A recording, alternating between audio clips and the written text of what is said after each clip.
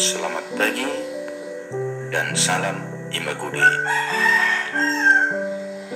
Bapak Ibu Guru dan anak-anak kami sekalian, pagi ini kita akan mengadakan renungan. Sebelum kita mulai, mari kita berdoa terlebih dahulu. Dalam nama Bapa dan Putra dan Roh Kudus. Amin. Bapa yang Maha Baik, Bapa yang Maha Murah, terima kasih Tuhan atas berkat-Mu kepada kami hingga pada pagi hari ini, sehingga kami masih beroleh kesehatan dan punya kesempatan untuk menjalani hidup kami. Hadirlah ya Tuhan dalam hati dan pikiran kami, agar kami mampu memahami firman yang akan disampaikan oleh hamba-Mu, sehingga menjadi bekal hidup kami dalam menjalani kehidupan kami sehari-hari. Inilah doa dan harapan kami ya Tuhan, yang kami sampaikan melalui anak-Mu Yesus Kristus Tuhan kami. Amin. Dalam nama Bapa, Putra, dan Roh Kudus. Amin. Injil Kristus yang akan kita dengarkan pada pagi hari ini diambil dari Injil Matius bab 12 ayat 1 sampai 8. Pada suatu hari Sabat, Yesus dan murid-muridnya berjalan di ladang gandum. Karena lapar, murid-muridnya memetik bulir gandum dan memakannya. Melihat itu, berkatalah orang-orang Farisi kepadanya, "Lihatlah murid-muridmu berbuat sesuatu yang tidak diperbolehkan pada hari Sabat." Tetapi jawab Yesus kepada mereka, "Tidakkah kamu baca apa yang dilakukan Daud ketika ia dan mereka yang mengikutinya lapar? Bagaimana ia masuk ke dalam rumah Allah dan bagaimana mereka makan roti, sajian yang tidak boleh dimakan, baik olehnya maupun oleh mereka yang mengikutinya, kecuali oleh imam-imam? Atau tidakkah kamu membaca dalam kitab Taurat bahwa pada hari-hari Sabat imam-imam melanggar hukum Sabat di dalam bait Allah, namun tidak bersalah? Aku berkata kepadamu, di sini ada yang melebihi bait Allah. Jika memang kamu mengerti maksud firman ini, yang ku kehendaki ialah belas kasihan dan bukan persembahan.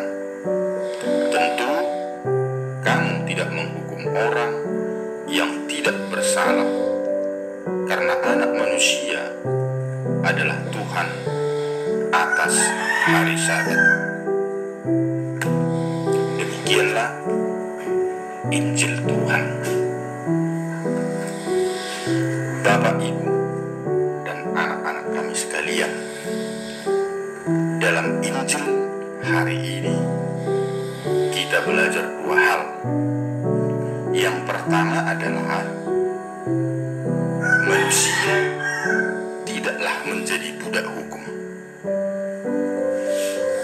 Hukum atau peraturan hendaknya ditegakkan untuk kebaikan manusia, bukan malah sebaliknya.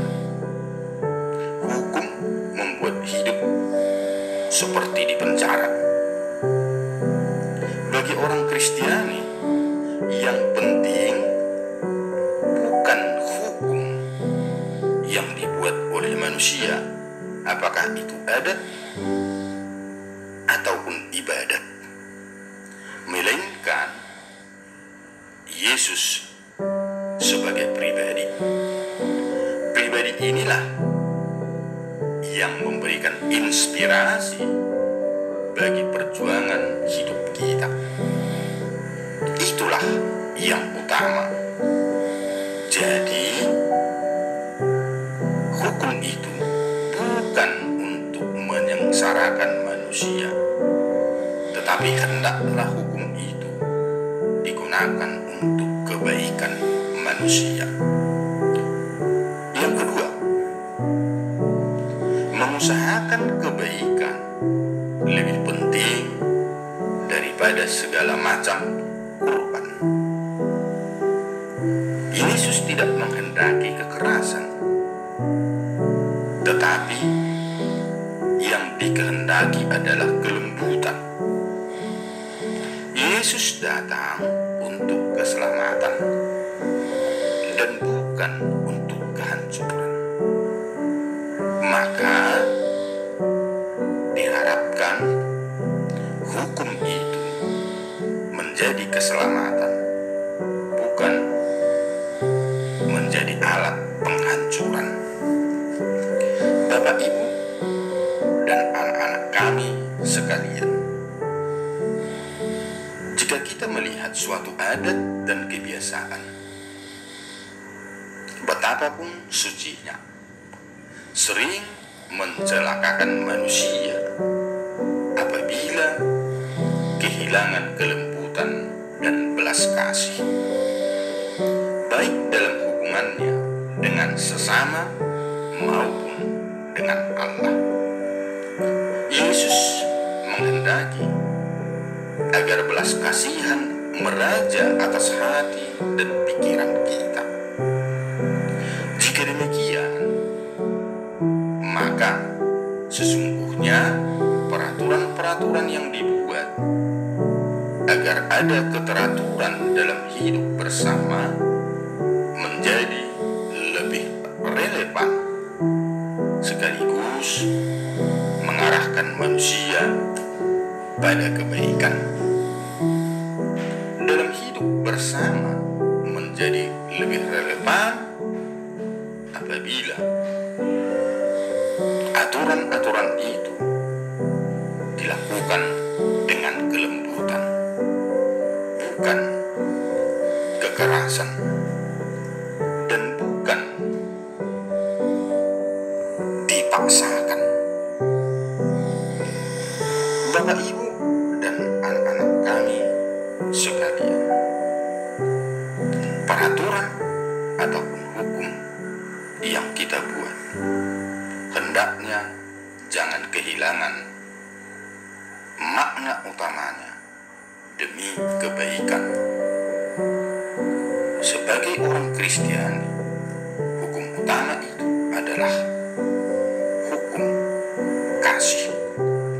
Kasih harus menjadi yang terutama dari semua hukum. Janganlah kiranya hukum yang kita buat menghilangkan rasa belas kasihan. Seringkali dalam kehidupan kita, manusia itu mendewakan aturan sehingga manusia itu menjadi munafik. Mereka seringkali menjadi hakim bagi yang lain. Apa yang diperbuatnya itulah yang dianggap benar, meski tidak manusiawi. Begitulah orang Farisi yang suka mencari celah dan menggunakan hukum untuk menyalahkan orang lain. Bagi ini, Yesus menegaskan kepada kita seluruhnya, para bapak dan ibu, dan anak-anak kami sekalian, bahwa ketika manusia hidup dalam kasih, maka hukum atau aturan tidak menjadi kaku dalam penerapannya. Kasih harus menjadi yang terutama dari semua hukum. Pertanyaannya, sudahkah kita menerapkan kasih sebagai landasan utama dalam hidup kita? Mari, Bapak, Ibu, dan anak-anak kami sekalian, kita buatlah kasih menjadi landasan utama dalam segala kegiatan kita, dalam hidup kita. Amin. Mari kita berdoa dalam nama Bapa, Putra, dan Roh Kudus. Amin.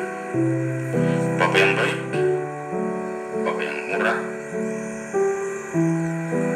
bantulah kami untuk menanamkan firman-Mu dalam diri kami, dalam kehidupan kami sehari-hari, agar kelembutan dan belas kasih-Mu selalu bernaung dalam kehidupan kami, sehingga kami dapat bertindak bijaksana dalam menghadapi segala perkara yang ada dalam kehidupan kami sehari-hari, sesuai dengan ajaran dan kehendak-Mu.